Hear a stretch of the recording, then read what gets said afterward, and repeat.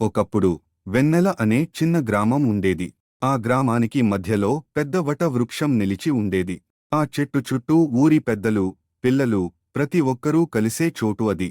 అక్కడ రామయ్య అనే మంచి రైతు ఉండేవాడు. తన చిన్న పొలంలో కష్టపడి వ్యవసాయం చేసేవాడు. నిజాయితీ, జ్ఞానం వల్ల ఊరంతా ఆయనకి గౌరవం ఉండేది. ఏదైనా సమస్య వచ్చినప్పుడు రామయ్య వటవృక్షం కింద ఊరంతా కూర్చోబెట్టి శాంతిగా పరిష్కారం చెప్పేవాడు. ఆ చెట్టు కింద పిల్లలు ఆడుకుంటూ, పెద్దలు విశ్రాంతి తీసుకుంటూ ఉండేవారు. ఒక సంవత్సరం వాన రాకుండా పొలాలు ఎండిపోయాయి. బావులు ఎండిపోయాయి. జంతువులు బలహీనమయ్యాయి. ఊరివారు మనస్తాపంతో ఊరు విడిచిపోవాలని నిర్ణయించుకున్నారు. అప్పుడు రామయ్య వట వృక్షం కింద అందరినీ కూర్చోబెట్టి అన్నాడు, మన చెట్టు 100 ఏళ్లు ఎన్ని కష్టాలు చూసింది. అది లాగానే మనం కూడా కలిసి ఉండాలి. కలిసి ఉంటే కష్టాలు మనపై గెలవలేవు.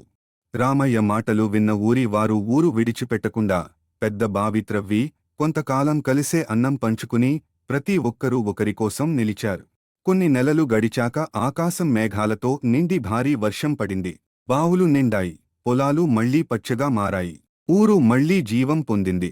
రామయ్యకు వయసు మళ్లీ.